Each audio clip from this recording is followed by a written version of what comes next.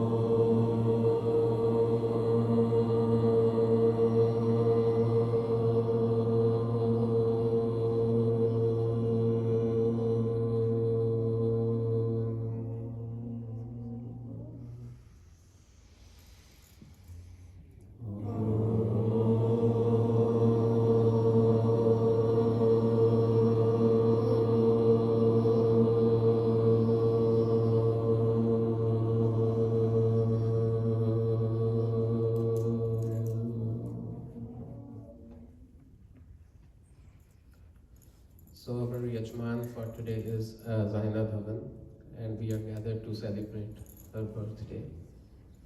I would like to congratulate her, as my father just mentioned, that she chose to light the sacred fire instead of blowing out the candles. हमारे वैदिक culture में, वैदिक literature में एक मंत्र आता है, ओम अस्तोमा सद्गमय तमसोमा ज्योतिर्गमय मृत्युर्मा अमृतम गमय. हे परमपिता परमात्मा, मुझे तमस से, अंधकार से प्रकाश की ओर लेकर चलो, ना कि प्रकाश से अंधकार की ओर लेकर चलो.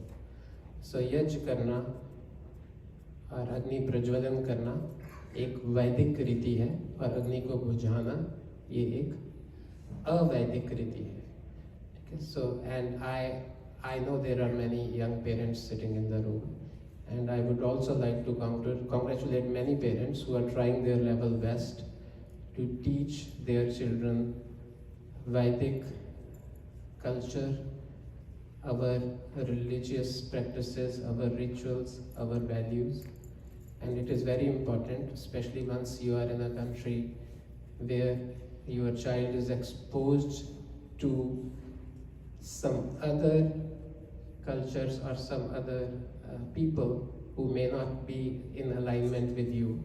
So still you are trying for that. It's a huge compliment and huge achievement. And we do have some parents here who have done it successfully. तो उनके बच्चे बड़े हो गए हैं और वो उन्होंने अपना काम बहुत अच्छे से किया है. तो इसलिए मैं सुदीप्ति और करण को यही कहूँगा कि लगे रहो, अभी there are miles to go. और एक और बहुत इम्पॉर्टेंट चीज़, जैसा कि मार्क ट्वेन ने कहा है कि there are 2 important days in our life. The first when we were born and the second when we find out why. और अगर आपने अब्राहम मैस्लो का जो हायरार्की ऑफ नीड्स है, उसके पिरामिड में भी it has been told by Maslow that the ultimate goal of human life is self-actualization. So that is the ultimate goal. So जैसे अभी ज्ञानेश भैया ने बताया, we meet here every month from last 8 or 9 years.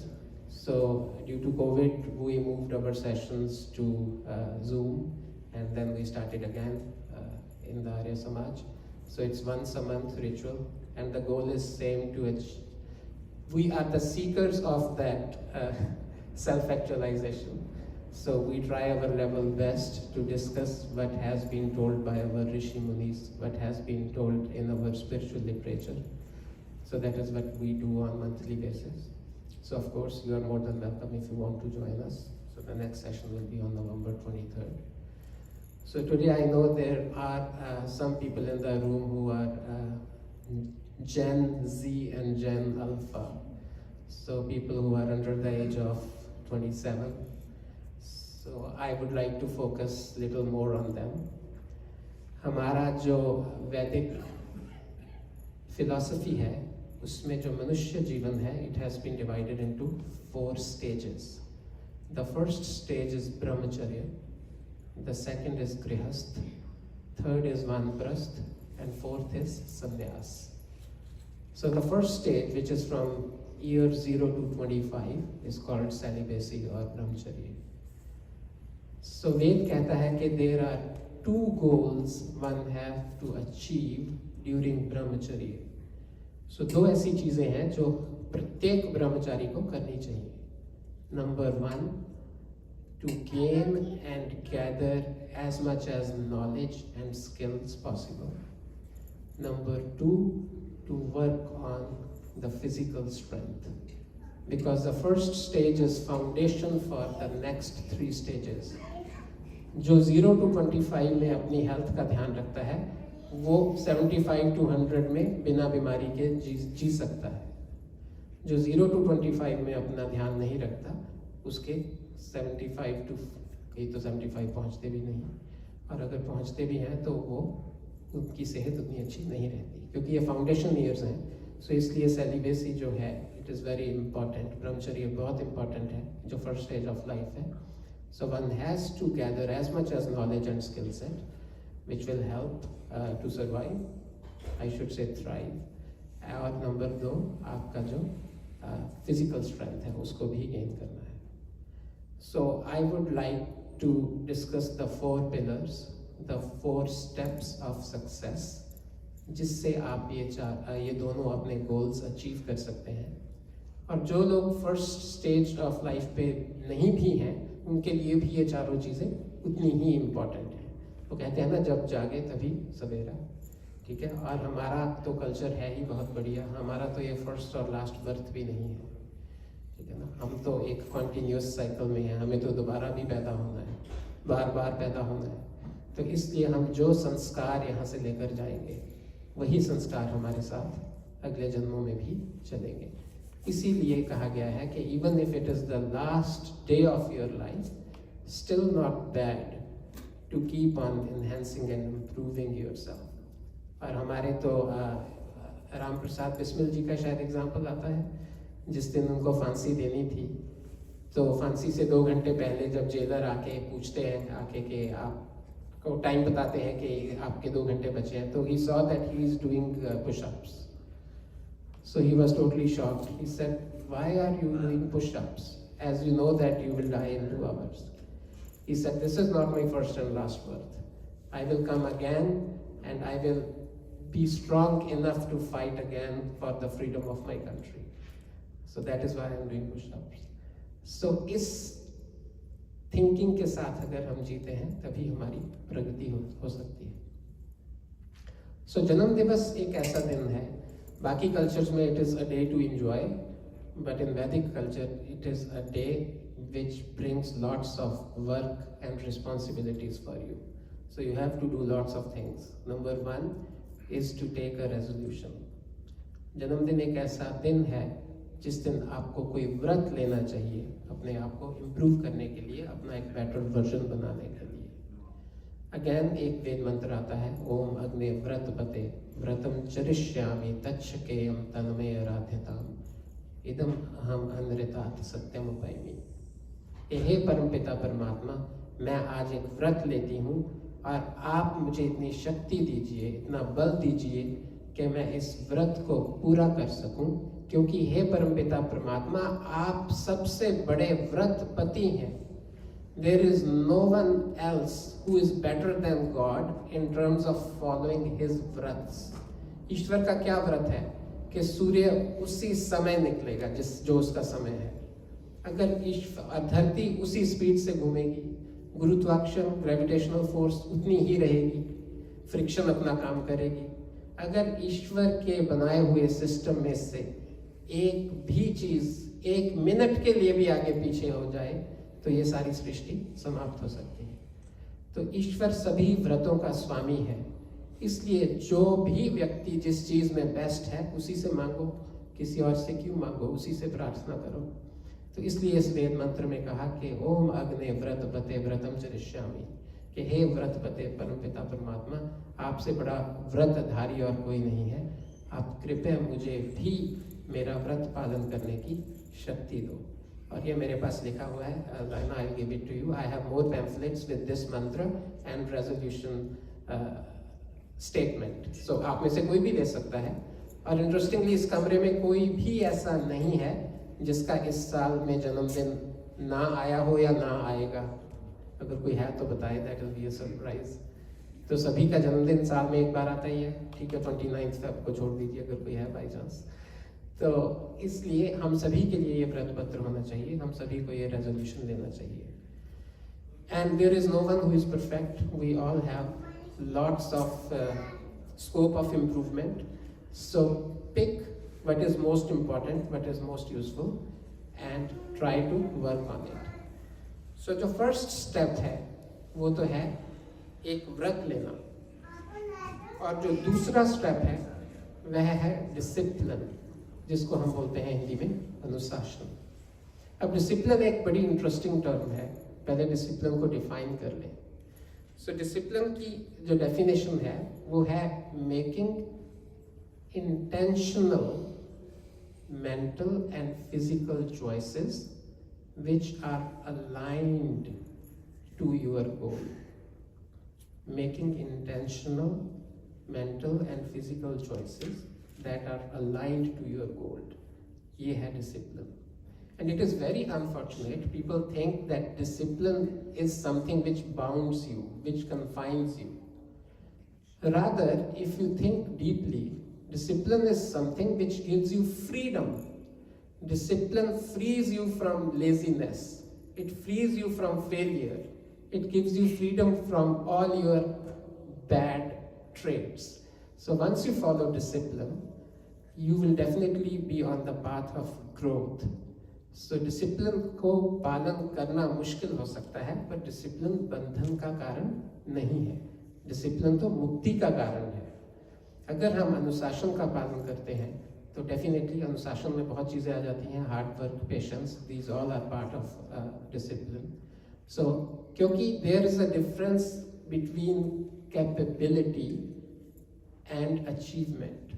There are many people in this world who were capable to do wonderful things, but without discipline you cannot achieve those goals or those heights which you are capable of. You must have heard the word surviving, and you must have heard the word thriving. So the difference between surviving and thriving is the person who follows discipline will thrive, and the person who does not follow discipline will survive. So survive, strive, and thrive. If you strive, you will thrive. If you won't strive, you will just survive. So survive तो अन्य species भी कर रहे हैं, survive तो पशु पक्षी सब कर रहे हैं। तो हम, as we claim to be the most superior species on the earth, so we shouldn't be in the survival mode. We should be in the thriving mode. So उसके लिए the first thing is to take a resolution. The second step is to follow the discipline. And the third and the most important step is introspection. यहाँ पे बहुत से लोग बैठे हैं जो अपने बिजनेस रन करते हैं या जो अच्छी जॉब्स कर रहे हैं किसी ऑर्गेनाइजेशन में। तो आपने सुना होगा कि एक क्वालिटी सर्कल बोलते हैं हम बिजनेसेस में, that people sit every morning to find out, are we following our goals, are we meeting our targets. तो उसके लिए बहुत सारी क्वालिटी कंट्रोल मीटिंग्स होती है, क्वालिटी सर्कल बोलते हैं, डेली ब्रीफ मीटिंग्स बोलते हैं, और KPI एस्टेब्लिश करते हैं कंपनीज में, की परफॉर्मेंस इंडिकेटर्स, और उनको बार बार पीरियडिकली मॉनिटर करते हैं कि क्या हम अपना गोल अचीव कर रहे हैं या नहीं। So the same thing we have to do. So we have to each and every day introspect, जिसको हम हिंदी में बोलते हैं आत्मनिरीक्षण।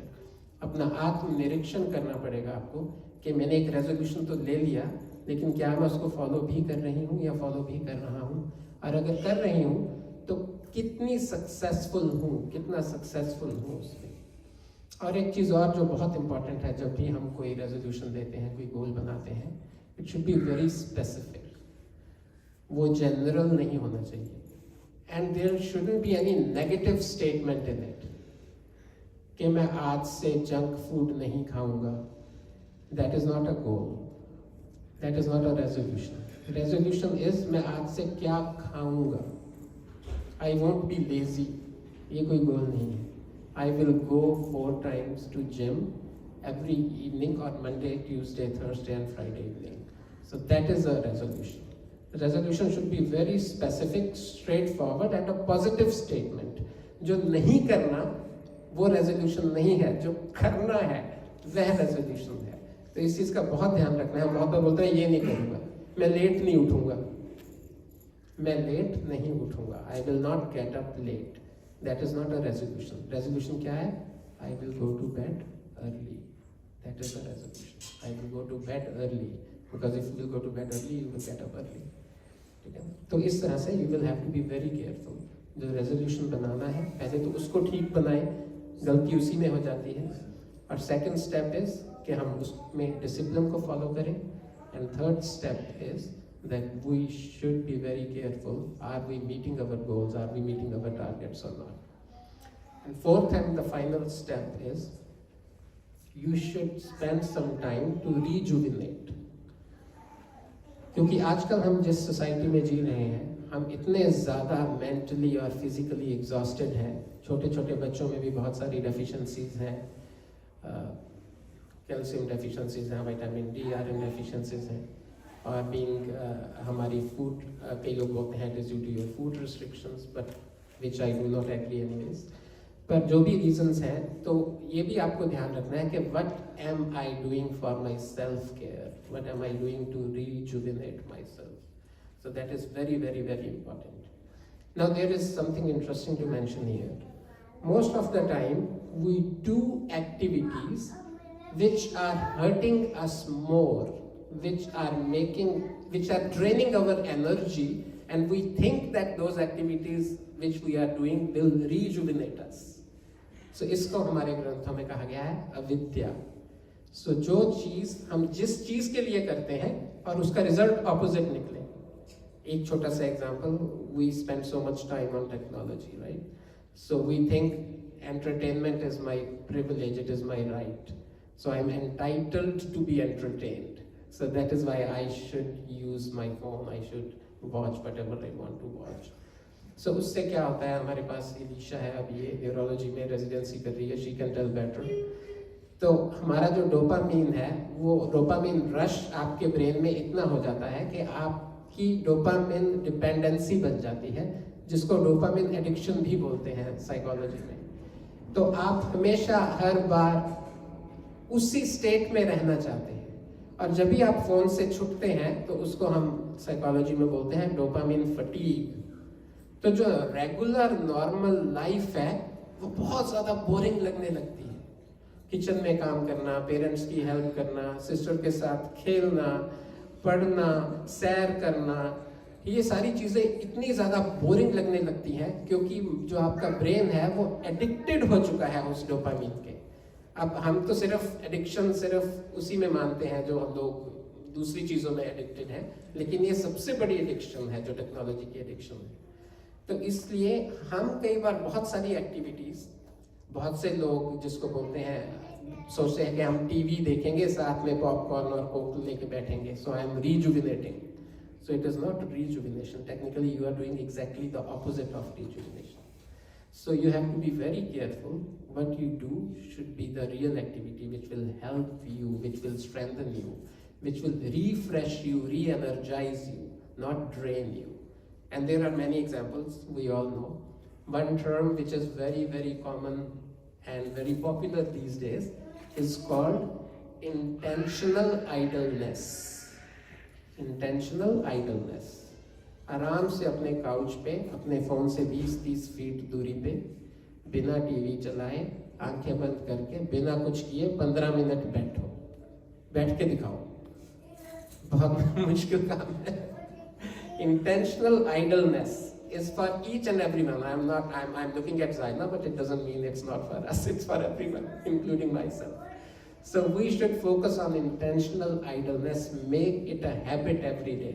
It is not meditation. Meditation is something different. Mindfulness is something different. बिल्कुल जिसको बोलते हैं शून्य अवस्था. आराम से आंखें बंद करके बिना कुछ सोचे बैठो, फिर आपको पता लगेगा कि हम में कितनी ज़्यादा डोपामिन एडिक्शन हुई है, कितनी घबराहट शुरू होगी। अब बार बार उस 15 मिनट में हम शायद 30 बार घड़ी देखेंगे, ठीक है ना। तो that is specially young kids who are sitting in this room, try this intentional idleness, जिसको बोलते हैं conscious deliberate act of doing nothing, that is intentional idleness. और दूसरा है mindfulness, definitely you can do that. जैसे अभी हमने ओम का उच्चारण किया, आप 10 मिनट लंबा सांस भर के ओम का उच्चारण करें, ठीक है। इससे आपके 3 फायदे होंगे। एक फिजिकल फायदा होगा, आपकी लंग्स कैपेसिटी बढ़ेगी। एक मेंटल फायदा होगा, आपका जो माइंड है उसको रेस्ट मिलेगा। एक स्पिरिचुअल फायदा तो होगा ही, you are trying to connect with supreme, ठीक है, with God, with the creator, with your father, ठीक है ना, जिसने सारी सृष्टि को बनाया है। तो इसलिए ओम का उच्चारण लंबा करें, डीप ब्रीदिंग करें। बहुत सारे आजकल तो यूट्यूब और Google university, that's what we say. So box breathing है, साइक्लिक ब्रीदिंग है, डीप ब्रीदिंग है, अल्टरनेट नोज ब्रीदिंग है। कुछ भी करें तो माइंडफुलनेस एक्टिविटीज़ दिन में ज़रूर करें, थोड़ी सी एक्सरसाइज करें, दैट इज़ इम्पॉर्टेंट। और food is something very very important. जितना समय आप किचन में लगाएंगे उतना आप लंबा जिएंगे, जितना आप किचन में समय कम लगा के बाहर से सामान लेंगे उतना आप कम जिएंगे, ठीक है ना। So spend time in your kitchen, ठीक है, but not to fry stuff, I mean to make something healthy. So, and it is the right age for Zaina, Ziva and other children to start helping their mothers, because it is the time to learn how to cook healthy food, because it is, you are lucky that you have those parents who can teach you, who can tell you what is healthy food. So उस पे भी आप focus करें। और volunteering is something very important, it is a self-care activity। और जितनी ही हम young age में वॉलंटियरिंग शुरू करेंगे उतना ही अच्छा है।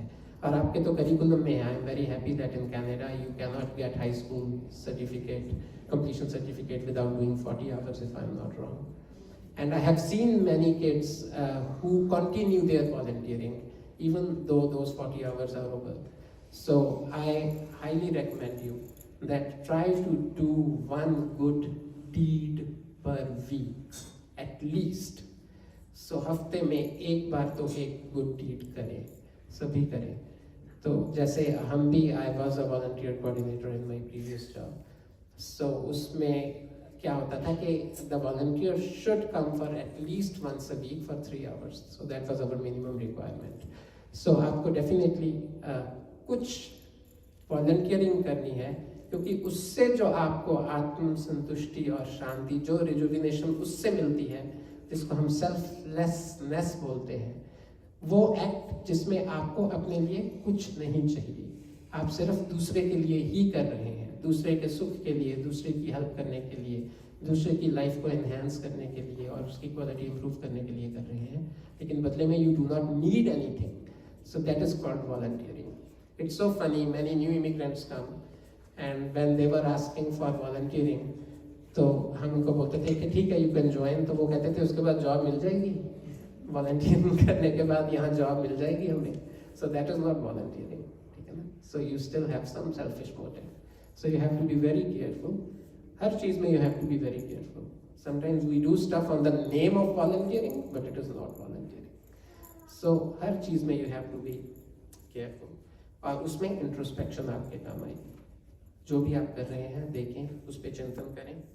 सो ये 4 चीज़ें मैंने आपको बताई जो आपकी लाइफ में आपको ऊंचा उठाएंगी, आपको बेटर बनाएंगी। First, you have to take a resolution. Second, you have to follow discipline, and discipline is not a bondage, it is something which gives you freedom from laziness, freedom from failure, ठीक है। And third step is introspection, and fourth step is rejuvenation, self care. अगर आप इन 4 को करेंगे तो definitely you will grow and you will reach new heights. I know we usually discuss some core Vedic stuff here, but today as it was her birthday, so and I knew that they are very young, there will be many young kids in the room, so that is why I chose to just change the topic a little bit. And I know there are more people in the room, so I would like to tell again that we meet here every month. We usually tell the dates before. So, yeah, please go ahead. आपने ये जो media addiction and phone addiction की बात करी, इसमें कुछ लोग कहते हैं कि भाई हमारा वर्क इतना स्ट्रेसफुल है कि उसके बाद हमें अपने माइंड को डाइवर्ट करने के लिए हमें टीवी देखना है या हमें ब्राउजिंग करनी है या इंस्टा पोस्ट देखनी है या जो भी है. इज दैट ओके और इज दैट नॉट ओके? फिर जब वहां पे जाते हैं तो फिर वो एक विशियस साइकिल में ट्रैप हो जाते हैं. बिल्कुल ठीक है. तो इसके इस क्वेश्चन के दो आंसर्स हैं. पहला आंसर तो ये है कि उन लोगों को ये बोलिए कि उसकी बजाय वो भागें, 5 किलोमीटर भाग के आए, उससे भी उनका माइंड बिल्कुल डाइवर्ट हो जाएगा और सारा कुछ ठीक हो जाएगा. और जो दूसरी चीज़ ये है जो हमने रेजोल्यूशन की बात की, so it shouldn't be in the negative statement, it should be a positive statement. I will use my phone for entertainment purposes for 30 minutes per day. That is a resolution. ठीक है, उसमें alarm लगा के आप 30 minute करें. हालांकि वो भी कोई बहुत ज़्यादा फायदेमंद चीज़ नहीं है, पर चलो फिर भी जैसे बोलते हैं ना, यू हैव टू टेपर. जो लोग चेन स्मोकर्स होते हैं, that is how they quit smoking, so they taper. So you should do tapering, क्योंकि जो डोपामिन रश है बॉडी में वो तो बढ़ता ही है टेक्नोलॉजी को एंटरटेनमेंट में जब हम यूज़ करते हैं. वो तो ख़राब है ही, ये तो साइंटिफिकली प्रूव्ड है, ये तो आप सभी जाके गूगल कर सकते हैं. ठीक है, और आपको ये एडिक्शन ही है, इसका कोई फ़ायदा नहीं है. ये तो अभी शुरू हुआ है 20-30 साल पहले. तभी मैंने कहा कि जेन जी और जेन अल्फ़ा तो इसी में बॉर्न हुए हैं. हम लोग तो जब बॉर्न हुए थे तब कंप्यूटर्स था भी नहीं, तो उससे पहले सारी दुनिया चल ही रही थी और सब लोग अच्छा जी रहे थे. ऐसा कुछ नहीं है कि यही एक एंटरटेनमेंट का सोर्स है. तो हमें we have to change our thinking and go back to basics basically. So anyways, that's all I have to say today. I would like to request Bharat ji now to sing some bhajans for us. Sorry, and before you come, Bharat ji, I would like to request Ganesh Bhaiya. He has some small announcement.